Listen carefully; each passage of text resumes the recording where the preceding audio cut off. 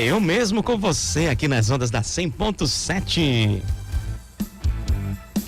Que alegria, meu irmão, que coisa boa poder estar junto com você nesta rádio, que é uma grande bênção, a primeira rádio evangélica do Brasil. Bom demais, é bom ter a sua audiência, é bom poder estar com você todo sábado aqui batendo um papo agradável, sempre com um convidado especial.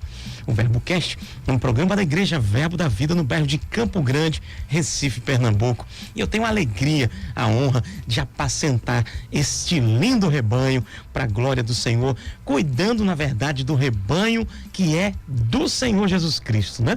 Eu gosto de dizer que as ovelhas são realmente do Senhor. Estou aqui como um auxiliar do mesmo para este apoio nesta condução até a pátria celestial. Bom demais! Olha aí, começando já com inspirações aqui no nosso VerboCast de hoje. A Igreja Verbo da Vida está localizada na rua Gonçalves Dias, número 65, no bairro de Campo Grande, Recife, Pernambuco, Brasil. E você, nosso convidado, sim, está conosco, Verbo da Vida ali, rua Gonçalves Dias 65, amanhã programação especial a partir das 10 horas da manhã e à noite 18h30, nossa grande celebração. Bom demais, hoje o nosso programa está assim em alto nível, aleluia, alto nível, altíssimo nível para a glória de Deus.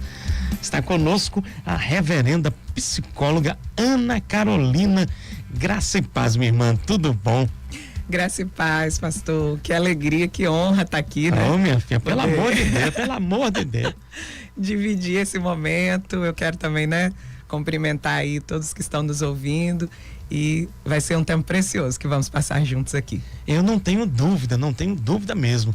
Como é que começou a psicologia na sua vida, minha irmã? Então, pastor, a minha história com a psicologia é bem interessante, porque eu sempre quis, desde que eu tinha uns 12, 13 anos, que comecei a pensar em profissão, eu queria ser jornalista. Olha aí, da área. Eu queria. Então, assim... E tem todo o perfil mesmo, vocal, inclusive. Obrigado. Para trabalhar, desenvolver, pode ser também, psicólogo e jornalista. Pois é, né? Por que não? Por que não? Então, eu fui construindo, assim, né, toda a minha preparação mesmo de estudos e tal, para me tornar uma jornalista. Eu sempre gostei muito de escrever, de viajar, então eu fazia essa associação, né? Eu quero ser...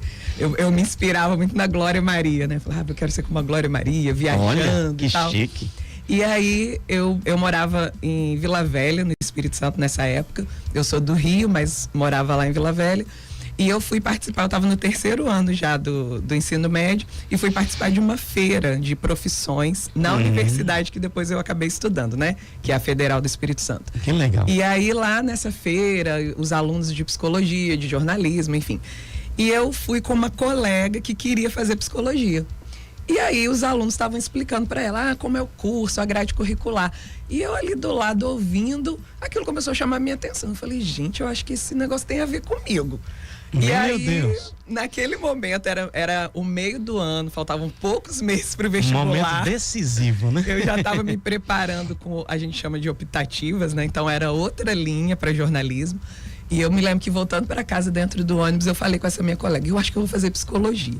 Aí ela, Carol, mas a gente está no meio do ano, você não vai conseguir, porque é muito difícil você mudar assim, Ou né? Ou seja, vai uma concorrência. Eu não tenho certeza que você quer fazer isso. E aí eu me lembro que eu cheguei não venha. Conversei com meus pais, falei com eles e orei, né? E tive mesmo aquela confirmação do Senhor. E realmente fiz vestibular, tive a aprovação, foi quase que foi um milagre do Senhor. E iniciei no ano seguinte a minha jornada na psicologia. Então não era algo que eu sonhava, assim, né? Desde muito antes. Infância, né? Mas de fato eu me encontrei realmente nessa profissão. E hoje que eu entendo que ir àquela feira, naquela universidade, foi um direcionamento de Deus mesmo para mim. É tão sério isso, nessa questão das escolhas, né, profissionais e tudo. E é uma fase tão importante, né, na vida do jovem, daquele que está vivenciando. Em um momento desse, uma feira, um incentivo, sim, faz toda a diferença. Com E fez certeza, na sua vida, né? E aí, nesse contexto, a gente está vivendo, inclusive, o período agora, a gente tem trazido, né, inclusive, alguns profissionais na área da psicologia, porque nesse mês de setembro, a gente tem o Setembro Amarelo, que é bem trabalhada essa questão da saúde emocional, né? Dentro do tratamento de alerta à questão do suicídio, mas a gente tem abordado até um pouquinho mais amplo a questão da saúde emocional, né? Como é que está a saúde emocional dos cristãos? Então, Pergunta, ela já olhou de lado assim e disse, Jesus, é uma pergunta complexa.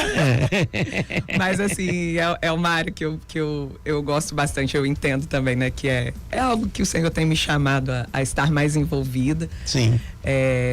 Hoje, pastor, eu acho que principalmente depois da pandemia, há um despertamento maior por parte dos cristãos para o cuidado com a saúde mental, né? Nós somos seres em 3 dimensões, né? Nós somos um espírito, temos uma alma e habitamos em um corpo. Então, as nossas emoções, os nossos comportamentos, eles são parte integrante de quem nós somos. Isso não pode ficar separado, né? A gente não pode, claro, obviamente, né? A nossa vida espiritual é a prioridade, mas se alguém não está bem emocionalmente, né? Não tem uma estrutura psíquica, mental, em equilíbrio, isso vai trazer prejuízo para a nossa vida espiritual, vai trazer um prejuízo para o cumprimento do propósito de Deus na nossa vida, né? Então, o que eu tenho percebido, né? A gente tem aí hoje as pessoas mais atentas para isso, entendendo que cuidar da saúde mental, que ter uma atenção para suas emoções, não significa que eu estou negligenciando a palavra de Deus, assim como a gente, né, deve cuidar do nosso corpo. Sim. E aí a gente deve se alimentar bem, né? Fazer atividade física, porque o corpo é o templo do espírito. Cuidar da nossa alma, da nossa vida emocional, vai contribuir de forma muito direta para que Deus cumpra o propósito dele na nossa vida. Então essa é uma mensagem que eu tenho levado, né? Eu tenho tido a oportunidade de ministrar sobre isso, de trabalhar com workshops, com eventos específicos nessa área.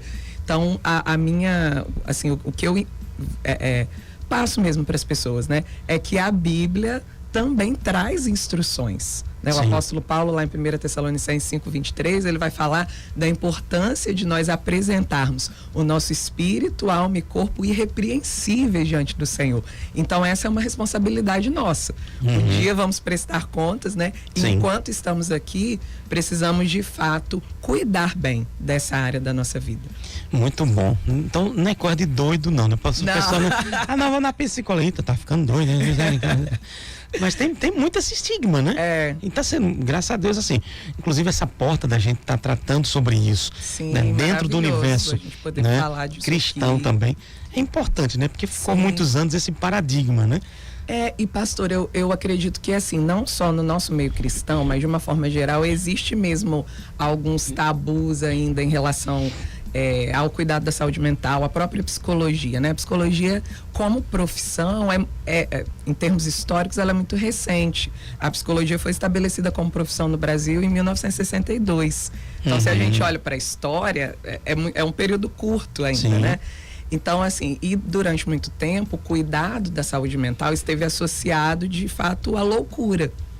Internação psiquiátrica, pessoas que tomam isolamento, tomam medicações e aí muda a pessoa por conta daquela medicação. Então a gente tem trabalhado aí, né, nos últimos anos com a questão da reforma mesmo psiquiátrica, né, algumas mudanças. Então, graças a Deus, muita coisa boa foi implementada e hoje as pessoas estão começando a entender que tanto o profissional, o psicólogo, como o psiquiatra, né, que é uma área da medicina, a psicologia é uma outra formação, são profissionais que vão ajudar as pessoas. A gente tem um trabalho não só, obviamente, né, a gente tem o trabalho já quando existe um transtorno mental, mas hoje a psicologia, e aí dentro da igreja a gente pode trabalhar bastante com isso, também pode trabalhar com a prevenção, ensinando as pessoas como cuidar da sua saúde mental para não precisar chegar num extremo. Então começa dizendo aí, porque o povo tá tudo querendo saber, pelo amor de Deus.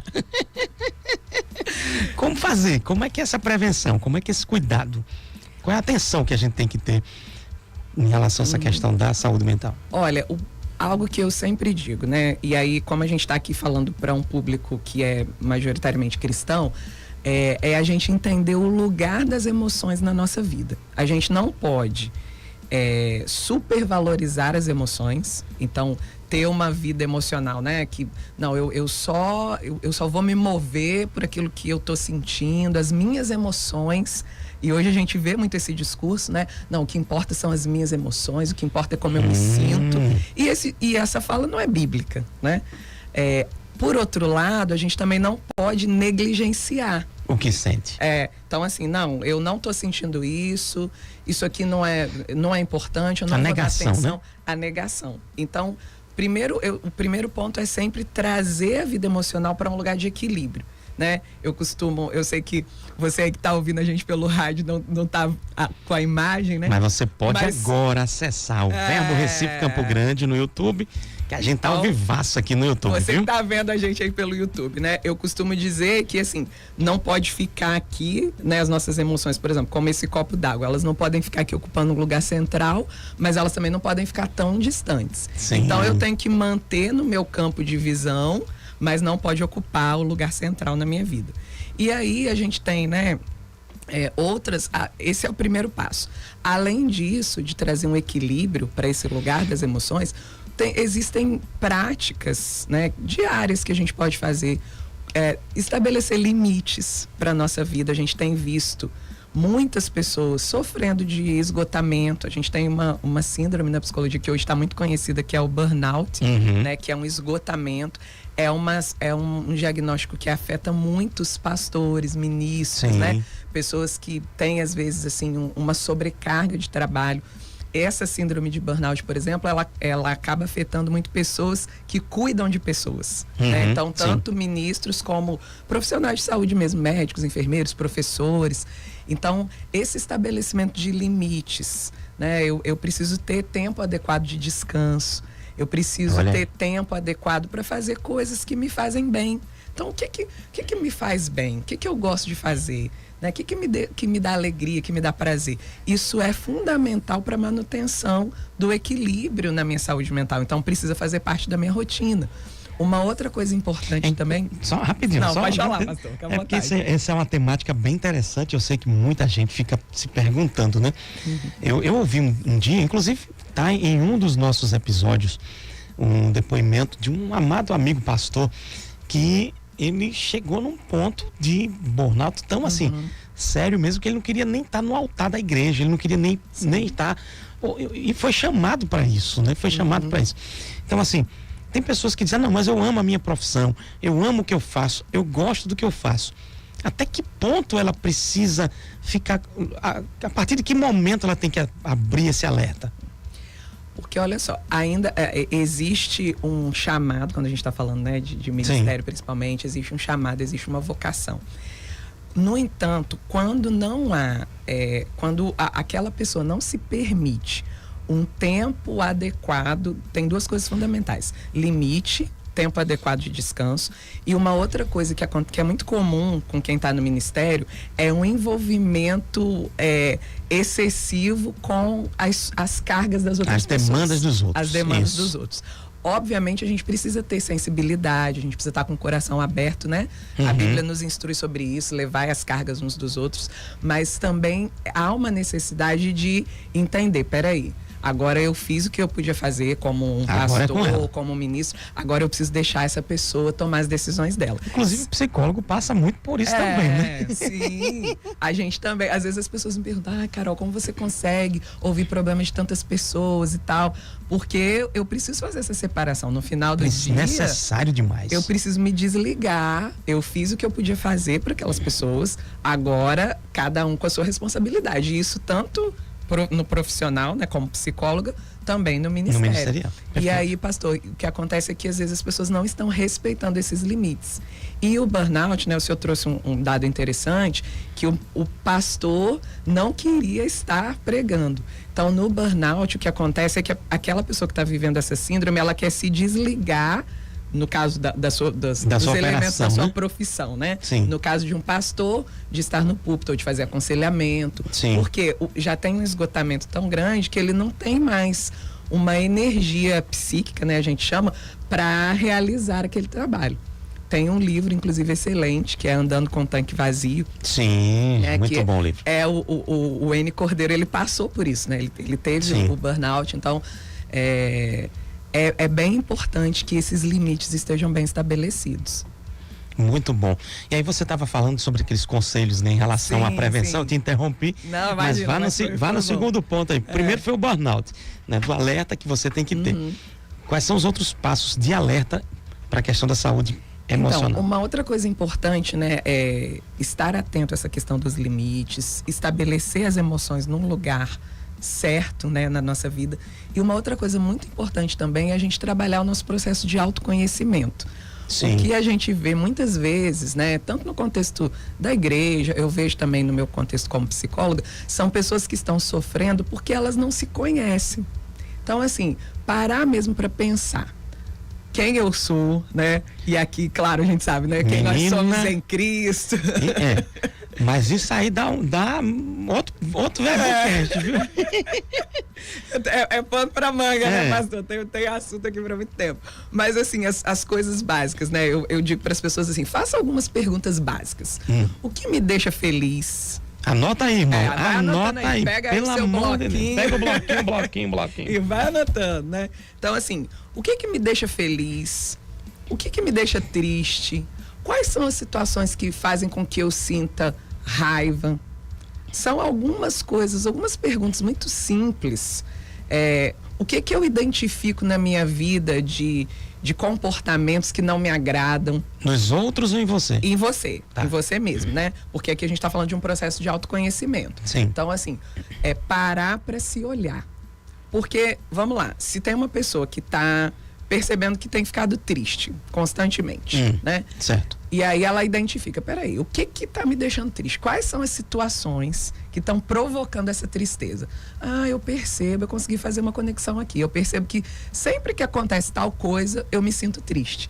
E aí, mesmo sem estar num processo terapêutico, né? Essa pessoa é capaz de entender, essa situação me deixa triste. Eu preciso encontrar ferramentas para lidar melhor com essa situação. Aí a gente tem a palavra, glória a Deus por isso, né? Isso mesmo. Agora, até assim, a palavra ela vai vir para nos ajudar se a gente tiver esse autoconhecimento já construído. É identificar os seus pontos fracos, né? Exatamente. E também os pontos fortes, né? Então, assim, você entender, poxa, isso aqui eu faço bem. Quais são as suas qualidades? Então esse olhar não é só das coisas ruins, não, né? Não. Me sinto triste, o que é que me faz mal? Não só isso. Não só isso, assim, a gente começa por esse caminho, né? Mas também é importante entender que todos nós temos pontos fortes, né? E temos, eu gosto de falar pontos a melhorar, né? Não gosto de falar de defeitos. Menina. Temos pontos de melhoria. Verbocast é cultura. Nunca mais diga que tem ponto fraco. Diga que você tem pontos a melhorar. Eu tô cheio de defeitos. Não, eu tenho pontos a melhorar. Então, assim, saber disso, né? A gente lida hoje com muitas pessoas que não se conhecem. E aí, quando a gente não se conhece, a gente corre o risco de andar no piloto automático. Né? E o piloto automático, por exemplo, se a gente pensa no piloto automático de um carro, né? Ele é uma programação para que um carro ande naquela velocidade e o motorista fica ali sem fazer nenhuma intervenção, mas talvez em algum momento da estrada o carro podia correr mais ou diminuir a velocidade, mas está no piloto automático. Olha aí, então, né? Quando a gente entra no piloto automático da nossa vida emocional, a gente vai perdendo essa capacidade de executar as mudanças que precisam ser executadas. Muito, muito sério. E é uma dificuldade, muita gente tem essa dificuldade de olhar para si, né? Sim. É mais fácil olhar o defeito do outro, as virtudes do outro. Às vezes a gente observa muito em questão de relacionamento, né? Sim. Casamento, lá tá uma quebradeira, situação. Mas ele tá sempre com a lista todinha, ele conhece muito bem o cônjuge, mas às vezes a questão tá nele, né? E a gente observa isso. Então, esse segundo ponto aqui do autoconhecimento é importante. Vai anotando aí, viu? O Verbocast hoje está bem prático aqui para você. Primeiro, observe, estabeleça os seus limites. Isso. Depois, tenha esse autoconhecimento, né? Faça esse autoconhecimento.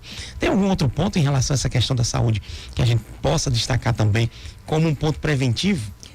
Uma coisa que é muito importante, pastor, que eu gosto sempre de frisar, né? É a gente ter um olhar, assim, carinhoso para os nossos relacionamentos. né? Construir bons relacionamentos. E aí eu costumo citar aquela história dos amigos que levaram o aleijado até Jesus, né? Sim. Eu acho, essa história fala de um milagre, obviamente, é o que a gente costuma destacar mais, mas eu gosto de olhar para essa história com esse olhar do poder da amizade. Então, assim, eles pegaram aquele amigo, né? Acredito que devia ter algum relacionamento com ele, fizeram todo um esforço para que ele pudesse chegar até Jesus. Então, eu me faço essa pergunta e eu faço para as pessoas essa pergunta, né? Quem são os amigos que estão carregando você e quem você está carregando? Porque a gente precisa de boas amizades. Jesus tinha amigos. E o que eu vejo frequentemente, né? Principalmente assim, às vezes com ministros, com pastores que precisam estar, né, liderando. São pessoas que têm dificuldade, às vezes, de desenvolver esses relacionamentos. Sim. Porque, né, tem que manter aquele padrão super pastor, super ministro. Então, assim, é bem importante ter pessoas com quem você possa, de fato, se sentar, abrir o coração, ouvir o outro, ser ouvido, relacionamentos de confiança, né? Então, ter amizades sadias, né? Pessoas de Deus que vão te dar bons conselhos, que vão te ouvir. Às vezes você nem precisa de um conselho, você só precisa falar, vamos sentar aqui hoje e escuta isso que eu estou passando. Então, ter bons relacionamentos saudáveis, também é algo fundamental para que a gente tenha equilíbrio, né, na nossa saúde emocional. Muito bom. É interessante porque quando eles estavam ali carregando lá naquela maca, naquela cama, enfim, eles subiram ao telhado e eles colocaram, inclusive, em risco não só o que estava na cama, eles mesmos. Sim, né? Exatamente. Então, ter amigos que paguem um preço junto com você, Sim. né? Então, isso é muito importante, né? Muita gente fala, mas no ministério é muito solitário, né? É um lugar muito, o que está na frente, o que está... Mas a gente precisa ter pessoas assim, Sim. né? Se torna solitário para quem se isola mesmo, né? E a Bíblia diz lá em Provérbios que não é prudente, não é sábio se isolar. Sim. Né? A gente precisa ter esse contexto. E talvez isso até, a gente usa essa nomenclatura assim na psicologia, né? Principalmente na minha área, que é a terapia cognitivo-comportamental, de crenças, né? Sim. Então talvez essa até seja uma crença que as pessoas vão assim, se adequando a isso. Não, mas não tem problema não, porque o ministério realmente é um lugar solitário. Quem está no ministério tem que se acostumar que não pode ter amigos. Eu entendo que talvez aquela pessoa não tenha uma multidão de amigos e nem acho que é para ter, né? Jesus não tinha uma multidão de amigos. Mas não é feito Roberto Carlos, né? Eu quero ter 1 milhão de amigos. Eita, Jesus. Olha, eu nem escuto Roberto Carlos, viu, irmão? Mas mente, tu falou 1 milhão de amigos. Como não associar, uma né, multidão de amigos. A gente nem dá conta de cuidar de 1 milhão de amigos, né? Então, assim, mas ter mesmo aquelas pessoas mais próximas com quem você vai poder contar, né? Isso é bem importante. Eu gosto muito do modelo de Jesus, né? Assim, Jesus é modelo para nós em tudo. Jesus tinha a multidão, né? Jesus, inclusive, lá em João, eu gosto do texto de João, capítulo 2, que a Bíblia diz que Jesus não se entregava a todos, não. Sim. Né? Nem todo mundo que chegava perto de Jesus, por mais que tivesse, a Bíblia diz, e as multidões e os homens creram nele. Mas não é o fato de crer em Jesus que Jesus se entregava na amizade, naquela comunhão plena com eles, né? Verdade. Tá lá no Evangelho de João, capítulo 2. E aí o que acontece? Jesus tinha multidão, Jesus também tinha os 12 mais chegados, né? Jesus tinha dentro dos 12, os 3. Jesus teve um naquele momento mais, mas também Jesus tinha aquele momento só dele com o Pai. Sim. Né? Então, como é que vem? A gente tem esse contexto de relacionamentos, né? Mas eu observo também que muitos de nós, muitos ministros, muitos cristãos, eles estão tão preocupados também apenas com os relacionamentos humanos. Sim. E esquecem do momento sozinho com o Pai. Até que ponto é importante também a gente ter esse momento sozinho? Olha, pastor, você tocou aí num ponto muito, muito interessante, né? Porque, assim, se por um lado a gente precisa valorizar os relacionamentos, por outro lado a gente também precisa trazer esse equilíbrio de entender que tem hora que não é para estar com todo mundo, não é para estar com os amigos, não é para estar, mesmo com a família, né? Porque obviamente a gente sabe que esse relacionamento com o Senhor é para nos fortalecer do ponto de vista espiritual, mas também pode ser entendido como algo que vai trazer benefícios para a nossa vida emocional, para a nossa alma. Porque ali você vai estar, se abrindo para o Senhor. Então tem coisas que nem para o seu amigo íntimo você vai contar, então você vai contar para ele. E é interessante porque quando a gente estabelece essa prática devocional, né? Esse tempo com o Senhor, isso como um hábito mesmo, né? Isso vai trazer benefícios para a nossa vida, até para a gente construir outros hábitos. Então, entender que tem tempo para as pessoas, mas também tem esse tempo precioso, e é tão maravilhoso a gente poder, inclusive, para ter as nossas emoções expostas para Ele, né? Porque a gente pode dizer: pai, eu tô me sentindo assim, eu não tô conseguindo lidar, essa emoção, eu percebo que ela tá me vencendo aqui em algumas situações, e eu peço o auxílio do Senhor, e é tão maravilhoso a gente poder receber direto da fonte, né? Ele é o criador das emoções, então ninguém melhor do que ele para nos ajudar a equilibrar as nossas emoções. Então é super importante uma prática também, né? É interessante a gente saber a diferença de solidão e solitude. Olha, solidão não menina, é... aumenta o som, aumenta o som. Tô dizendo a tu, menino, o negócio é sério. Solidão e solitude, revela pra gente aí esse mistério. Porque assim, né, às vezes a gente tem a impressão de que o fato de uma pessoa estar sozinha, e sozinha que eu digo assim, ter um momento, né, sozinha, né, viver sozinha. Então ali é um momento de solidão, mas dependendo da forma como esse momento é utilizado, pensado, ele entra num outro conceito que é de solitude. É um momento em que você intencionalmente separa para estar sozinho. No entanto, esse momento de solitude é um momento em que você pode tanto estar utilizando para se conhecer, para ter um momento de fazer esse processo de autoconhecimento, e para estar com o Senhor. Muito bom. Para ter hábitos, ter práticas, as disciplinas essa solitude espirituais. É com o telefone na mão, não? Não. Eu percebo muita gente, às vezes, só com o telefone, rede social. Porque assim, hoje, com o advento da rede social, você às vezes valoriza ou supervaloriza muito essa coisa desse contato com os outros, e às vezes quer ter esse momento sozinho, mas não tá sozinho. Não, tem esse alerta, né? É sem celular. É sem celular. Alerta para todos nós aqui.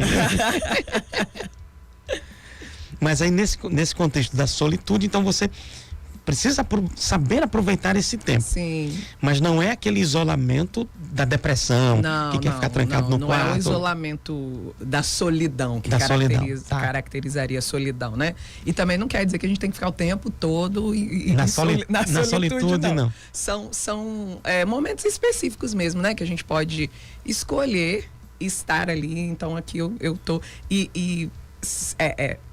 curtir a nossa companhia, né? Porque tem pessoas também que falam: eu não consigo ficar sozinho de jeito nenhum, né? Mas assim, eu tô ali, eu tô curtindo a minha companhia, eu tô fazendo algo por mim, né? Então eu tô ali, escolho ler um livro, escolho ouvir uma ministração, escolho estar orando ou contemplando algo da natureza, né? Sim. Mas entender assim, eu não preciso o tempo todo estar cercado de pessoas, porque tem algumas pessoas que têm essa necessidade, não, o tempo todo eu tenho que estar cercado de pessoas, mas aí acabam não sabendo aproveitar a sua própria companhia, né? E a companhia do Espírito Santo, obviamente, que está com a gente o tempo todo. Eu entrei nesse ponto da rede social. Está sendo algo muito procurado, está sendo danoso para a vida, esse mergulho tão profundo em relação às redes sociais. Como é que está isso eu ia dizer no gabinete, mas também, né? Nesse contexto da clínica mesmo, psicológica, né? Você tem atendido muita demanda que você percebe que é por causa dessa intensidade para as redes, não? Olha, pastor, uma das coisas assim que é quase recorde de eu ouvir das pessoas, tanto dos pacientes como de pessoas que eu lido, assim, né, ministerialmente, é a questão da comparação nas redes sociais. Olha aí. Então, assim, como essa questão de você ver a vida de outra pessoa que parece perfeita, enquanto a sua própria vida não está, porque na verdade, né? A grama do vizinho é mais bonita, né? E assim, é muito interessante porque as pessoas fazem nas redes sociais um recorte daquilo que elas querem mostrar da vida. E ninguém vai mostrar algo ruim que aconteceu na sua vida lá no Instagram. Geralmente as pessoas não vão mostrar, né? Então, assim, as pessoas que mergulham nesse caminho da comparação, primeiro que, mais uma dica para você, né? É importante estabelecer um limite para uso de redes sociais. Então, assim, faça para você mesmo um limite. Eu só vou usar tanto tempo por dia. Hoje em dia, o próprio celular tem tem aplicativos, medidor, né? Esse auxílio, que coloca lá, você já usou tanto tempo hoje, né? Eu acho que é bem válido a gente utilizar. Qual é um tempo adequado por dia de se expor às redes sociais? Olha, pastor, é assim... Eu não tenho uma definição. É óbvio, por exemplo, o cara é influencer, trabalha com isso, enfim. A gente não... marketing, trabalha no marketing, eu sei que é mais... Mas qual um tempo aceitável para um cidadão comum que não está atuando ou trabalhando diretamente com isso? Não tem, assim, um tempo oficialmente correto, né? Ana Carolina, eu estabeleço um tempo de 1 hora por dia. Certo. E aí posso distribuir essa 1 hora um pouco de manhã, um pouco à tarde, um pouco à noite, né? Então ali entre, às vezes, uma postagem que eu preciso fazer ou olhar, acompanhar outra coisa de pessoas que são referência para mim, que eu quero estar ali vendo, né? Sim. Então, assim, agora cada um vai... o adequado para mim seria só meia hora, ou só 15 minutos, ou 2 horas. Mas... se você não trabalha com isso, né, como o senhor mencionou aí, eu acredito que esse tempo não pode ser tão prolongado. Porque, além de trazer, nos afetar do ponto de vista emocional, também a própria saúde, né? Porque a exposição àquela luz ali... sim, as telas, né? Tudo. E uma coisa super prejudicial e que a maioria das pessoas faz... eu, às vezes, também, né? Vou revelar o pecado. Revelar o pecado. Que é ficar antes de dormir. Sim. Então, assim, isso é super prejudicial. Por quê? Quando você desliga o celular, não, mas assim, né? Coloca o celular lá de lado. Não, agora eu vou dormir. O cérebro não parou de processar. O nosso cérebro não é assim, apaguei, fechei o olho, agora eu durmo. Não, até que ele consiga, de fato, se aquietar, digamos assim, leva um tempo. Então, o ideal é que a gente pare mesmo de usar telas, principalmente celular, televisão também, mas o celular é mais prejudicial, né? Por conta dessa distância menor, pelo menos 1 hora antes da gente dormir. E olha, eu o alerta sei aqui, que para a maioria das pessoas, o alerta. eu incluída, às vezes assim, chega uma mensagem, né? Aí a gente tá ali respondendo aquela mensagem, né? Ou vendo alguma notificação. É muito sério. Inclusive essa questão de mensagem, por exemplo, às vezes a gente vai fazer o devocional, vai ler a Bíblia e ler no telefone, exemplo. Eu mesma leio o meu devocional no celular. Só que ali você, quando menos espera, plim, plim, vai chegando mensagem. Então, o ser humano está muito tendencioso a um nível de desconcentração também muito grande, né? Por conta desse grande nível de informações. Olha, isso tudo precisa ter um alerta, a gente precisa ter um cuidado. É por isso que eu gosto muitas vezes de pegar a Bíblia mesmo de papel e um livro, né? Inclusive, sim, eu como escritor, né, e editor também, muitas pessoas às vezes perguntam, pastor, e um livro de papel está entrando em desuso? Eu vou dizer para você, nessa geração, não, ainda nós temos um grande nível de pessoas que recorrem ao livro de papel, à Bíblia de papel. Justamente eu acredito, inclusive, por esse contexto até, né? Eu particularmente gosto muito mais do de papel. Não, é verdade. E há uma tendência mesmo. Então, para quem pensava que o livro de papel ia acabar, não tem nem perspectiva, né? Pelo menos nessa geração agora, não há mesmo. E nessa próxima está havendo até uma transição, mas ainda existe, persiste essa questão do papel. Olha, é bate-papo aqui valendo, meu filho. Mas, Carol, muito bom, estou aqui com a nossa querida reverenda Ana Carolina. Ela é uma grande bênção, psicóloga. Já a gente vai falar depois do intervalo sobre as suas ações ministeriais, tá bom? Tá certo. Mas também tem pergunta de participantes aqui. Eu vou antes de entrar pro intervalo, eu vou deixar a pergunta para ela ir processando. E chegou uma pergunta aqui do Deixa eu buscar aqui. De quem tá na rede social. O pessoal que tá mandando aqui, ó. O Moisés William tá perguntando pra Carol: doenças como ansiedade e depressão pode levar o paciente a óbito? Olha, pergunta aqui pelo YouTube. Você pode também, se quiser fazer pergunta também aqui no YouTube, Verbo Recife Campo Grande. A gente tá com a transmissão ao vivo, tá bom? Você pode inclusive ver o estúdio aqui, conhecer pessoalmente a Carol e a mim também, se você ainda não a conhece, pelo amor de Deus. Mas bom demais, vamos ao intervalo, bate-papo aqui, meu irmão, com o nosso VerboCast, hoje falando sobre saúde emocional. Bom demais. Bom demais. Mudou trilha. Sempre que muda a trilha, vem a hora da informação, vem a hora do alô, vem a hora daquele momento, né, que a gente interage com as programações da nossa igreja. Nossa igreja está ali na Rua Gonçalves Dias, número 65, no bairro de Campo Grande, em Recife, Pernambuco. Nós temos programações abençoadas a semana toda, viu, meu filho? É como a Bíblia diz lá em Atos: diariamente perseveravam unânimes no templo.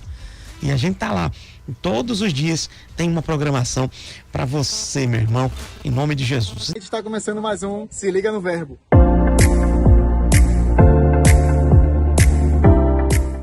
A Conferência de Mulheres Inabaláveis em Cristo está chegando. Será próximo dia 20 de setembro aqui na nossa igreja, com as reverendas Cátia Arcoverde, Silvia Cristina e Rosimara Lopes. Se eu fosse você, mulher, eu não perdia tempo, não ficava de fora, porque já estamos no segundo lote da conferência. O valor está de R$50 e para crianças de 3 meses a 11 anos, com o valor de R$15. Então não perde tempo, entra no Tiqueto e garante a tua vaga. Vem! E agora vamos para os nossos avisos regulares. Na segunda-feira já começa às 18h30 com a oração para os homens. Na terça-feira temos 2 momentos de oração, às 16 horas e às 20 horas com o nosso culto de oração. Quarta-feira, às 18h30, oração das brilhosas. Quinta-feira, com o culto de ensino, às 20 horas, e o tema será prosperidade bíblica. Na sexta-feira, às 19 horas, teremos o projeto Kairos, aqui na nossa igreja, com o tema Gerenciando o Pensamento, o poder da mente bem direcionada. No sábado, temos o VerboCast, às 9 da manhã, no nosso canal no YouTube e também na 100.7, Rádio Evangélica FM. Se fosse você, eu não ficava de fora. Escuta, comenta, participa. E o nosso domingo, pela manhã, já começa com o discipulado, às 8 da manhã. Logo em seguida, às 10 da manhã, temos o culto de celebração, juntamente com a Embaixada Adolescente, às 10 horas. Às 2 da tarde, o nosso evangelismo com concentração aqui na nossa igreja, hein? Às 16h30, temos a Embaixada Jovem. E logo em seguida, o culto de celebração noite, às 18h30. Se eu fosse você, eu não perdia tempo. Vem celebrar conosco. E já que você ficou bem informado, eu, Naldinho, vou ficando por aqui. Lembrando, não esquece de nos seguir nas nossas mídias sociais. E outra coisa bem importante, Verbo Recife Campo Grande. Aqui é o seu lugar. Tchau! Vamos aos alôs. Carol, manda alô já para quem tu quiseres. Olha, eu vou mandar um alô pros meus pais, que acredito que estão acompanhando, Danilo. Outro nível, meu Deus. Estão onde? Eles estão em João Pessoa. Olha que legal. Residem lá em João Pessoa? É, eles moram em João Pessoa. Eu vim pra Campina, eu moro em Campina Grande, né? Isso. E aí depois eles se apaixonaram pela Paraíba também, foram morar em João Pessoa. Depois minha irmã e meu cunhado também vieram pra João Pessoa. Menino. Família no Nordeste agora. E moravam tudo em onde? Em Volta Redonda, no Volta interior Redonda, do Rio. Interior do Rio de Janeiro. É, interior do Rio de Janeiro. Então, um alô para a minha família aí. Para meu pai, para minha mãe. Eu vou mandar um beijo pro meu pai, pra minha mãe e pra você. Eita, Jesus. E nesse contexto, você até falou da Paraíba, a gente já vai falar um pouquinho sobre essa mudança aí da sua vida, né? Tem mais alô aqui. Juliana Rios, a diretora, inclusive, né? Ju, um beijo pra Ju. É, benção. Inclusive, nossa querida reverenda, né? Carolina tá aqui para ministrar no Rema. Tem sido bom estar ministrando no Rema Recife Campo Grande? Fala aí da tua experiência, viu? Pastor. A gente começou quarta-feira, né? Com a matéria Vida de Louvor. Olha que benção. E é uma turma poderosa, uma turma receptiva mesmo. E já nesses 2 dias Eu tenho tido a alegria de receber testemunho dos alunos, como tem sido bom, né, a matéria. Algumas coisas que eles pensavam de uma forma já estão começando a mudar a percepção, né? Muito o Rema bom. é uma grande bênção. Eu brinco que eu sou suspeita para falar, né, mas eu de fato assim amo essa escola. Já fui diretora, né, do Rema, hoje eu sou professora. E é uma alegria mesmo. E a equipe também maravilhosa, né? Juliana, diretora, e os monitores, toda a equipe tem me tratado com tanto carinho. Eu, de fato, sou muito grata por estar aqui. Muito bom. Rema é uma instituição, uma escola bíblica interdenominacional e internacional, né? A gente tem a oportunidade de ter essa escola. Para você ter uma ideia, o André Valadão, por exemplo, foi fazer a escola, o Centro de Treinamento Bíblico, lá em Oklahoma. Né? E hoje a gente tem essa escola, a mesma escola, o mesmo diploma de Oklahoma é o mesmo diploma daqui do Recife, né? A gente tem o selo internacional, né? Nossa unidade em Recife Campo Grande, na Gonçalves Dias, número 65, tem vivenciado coisas maravilhosas, né? E outras unidades também aqui na região metropolitana, como ali na Zona Norte, na Tamarineira. Nós temos ali em Rio Doce, em Paulista, em Garaçu. É muita escola, viu? A gente tem na Zona Oeste também, ali na Caxangá, né? No Ibura também. Então são escolas ungidas, abençoadas, no padrão do céu na terra dos viventes. Então vem fazer o Rema. Faça uma visita, você pode, como visitante, participar de 1 ou 2 aulas no ano. Então, se você quer conhecer o Rema, vem aqui, Gonçalves Dias, número 65, segunda, quarta e sexta. Reverenda Ana Carolina vai estar ministrando e você preenche os dados lá e faz essa visita para observar mesmo como é a escola Rema. Bom demais. Vamos mais alôs aqui, Glaucia Rocha mandando mensagem, Josiane Santiago, Cátia Arcoverde, minha digníssima, tá ligada aqui também, o Moisés William, que fez pergunta, já Carol vai responder aqui, Verônica Virgínio, também está lhe dizendo, povo lindo, bom dia, meu pastor, que Deus ilumine sempre, amém, minha irmã, obrigado. Vanessa de Paula está dizendo, bom dia, que maravilha ouvir Carol, grande mulher de Deus, tive a honra de conhecê-la na escola de missões, uma das psicólogas da escola de missões. Vanessa foi nossa aluna ano passado. Vanessa benção. É uma benção. E Vanessa está assumindo, né, a liderança da Secretaria de Missões do Verbo Recife Campo Grande. Já dizendo em primeira mão aqui, ó, na nossa programação do rádio. Coisa boa. Vanessa está assumindo a liderança da Secretaria de Missões Verbo Recife Campo Grande. E já vai responder a pergunta do Moisés. Fábio Coelho mandando mensagem, Gisele Nery, Tia Gi, Pablo Lima também, Cláudia Magliano tá mandando abraço, a Virgínia Toscano, a Elizabeth Alves, a Sandra Carvalho, a Elzineide Oliveira, Socorro Gomes, a Ana Paula Cabral, a Vander Feitosa, a Edneide Feitosa, amigas que ama, Cláudia Magliano mandando a luz para essa turma toda. Essa turma é amigas de muitos anos, viu? Eita glória. Albenise também mandando mensagem, dizendo que essa matéria é maravilhosa, está sendo sua aluna, Albenise, no Rema Recife Campo Grande. Cláudia Magliano está dizendo, o Rema mudou minha vida, mudou a minha história. Parafraseando aqui uma música da nossa querida irmã Enilde, bom demais. Doceria fina, Carla Stanislau está dizendo, uma bênção essa professora no Rema Recife Campo Grande. Carla também aluna Recife Campo Grande, viu? David Monteiro, bom demais, todo mundo mandando mensagem. Pronto, então, meu irmão, vem fazer uma visita, Verbo Recife Campo Grande, aqui é seu lugar, viu? Gonçalves Dias 65, participa de um dos nossos cultos. Show de bola.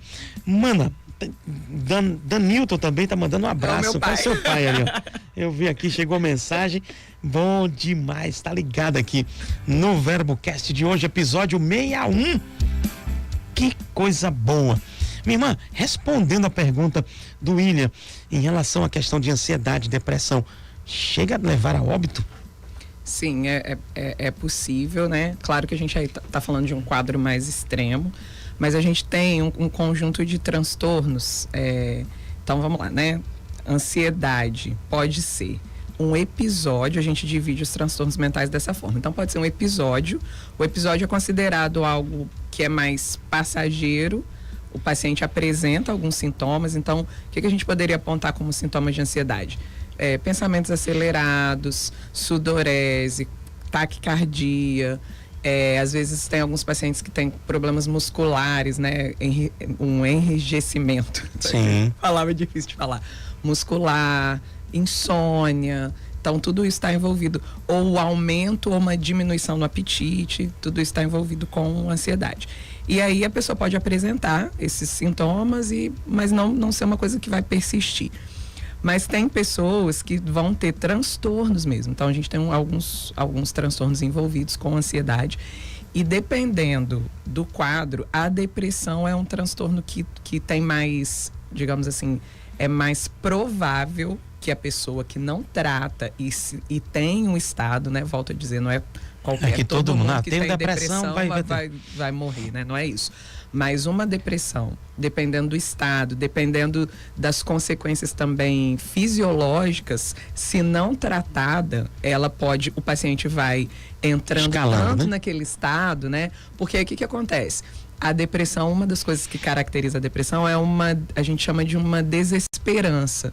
Eu uso esse termo assim, é uma falta de apetite pela vida. Uhum. Então a pessoa vai entrando naquele estado e aí ela fica sem comer, ela pode chegar num ponto que ela não tem mais o autocuidado, então ela não vai querer mais tomar banho, ela não vai mais querer escovar dente, né? E Sim. isso a gente precisa entender que é da doença, né? É do quadro. Não é porque aquela pessoa está com preguiça de tomar banho, o quadro vai proporcionar isso. E aí, de fato, se tem um paciente assim que não está se submetendo a tratamento, pode chegar um momento em que o próprio quadro leve ele à morte, ou o que também é muito comum, a gente está no Setembro Amarelo, né? Então é muito comum que aquela pessoa que está numa depressão profunda tenha a ideação suicida. Né? E aí, porque ela enxerga a morte como um caminho para terminar com o sofrimento. Então, assim, se eu morrer, eu paro de sofrer. E aí, de fato, infelizmente, pode acabar acontecendo, sim, num quadro de ansiedade. Não é tão comum. É mais comum com quadro de transtorno depressivo, que uma pessoa com depressão... Então, ansiedade não tem ligação com depressão. São coisas diferentes. São transtornos diferentes. Sim. Na depressão, pode ter sintomas ansiosos, né? Sim. Mas, assim, o transtorno depressivo é uma coisa, é um diagnóstico, e o transtorno de ansiedade é outro diagnóstico, né? São quadros diferentes. Entendi.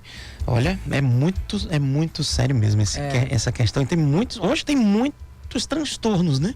Sim. Na verdade, pastor, eu acho que assim, hoje a gente tem mais divulgação, né? Então, aí pronto, aí vem esse outro contexto.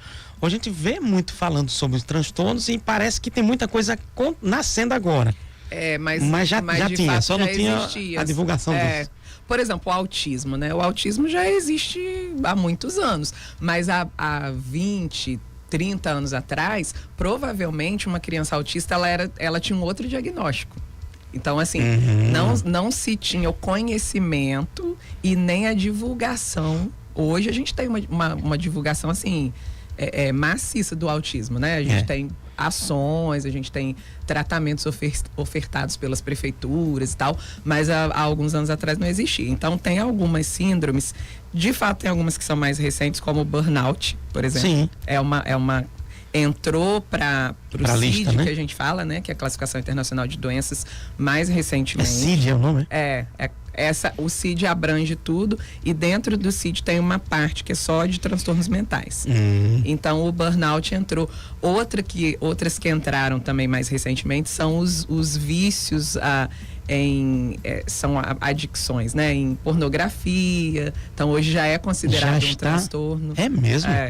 Assim, pessoas que de fato não conseguem exercer um controle, um domínio, vão precisar de uma intervenção, de um tratamento profissional, né? Olha o alerta, então. Em jogos também, recentemente entrou. Entrou também.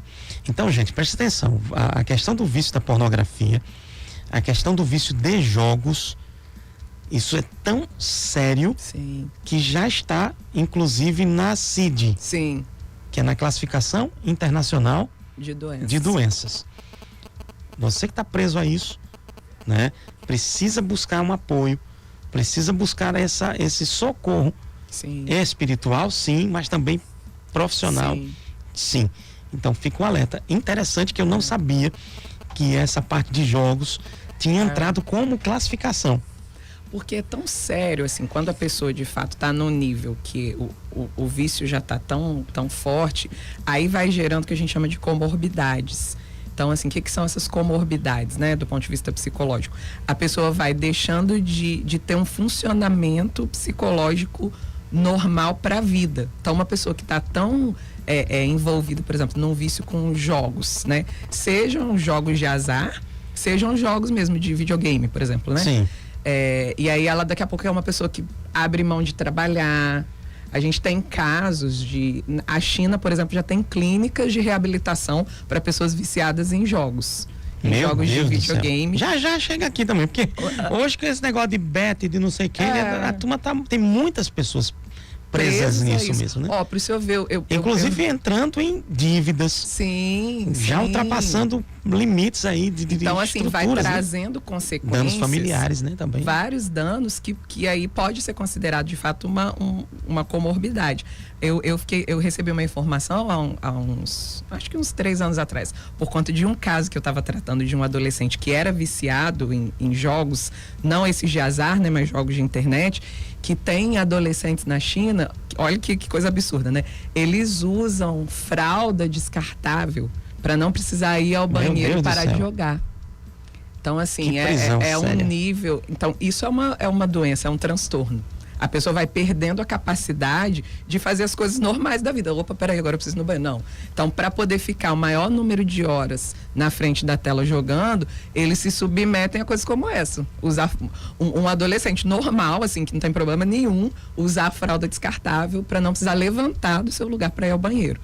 Então, assim, a gente tem aí... Isso é uma coisa nova, Deus né? do céu. Esse é um transtorno mental novo, porque é fruto da tecnologia do nosso tempo, né? Desse tempo que a gente está vivendo. Então, obviamente, há 50 anos atrás não entrava na classificação de doenças um transtorno como esse. Mas hoje entra, infelizmente, né?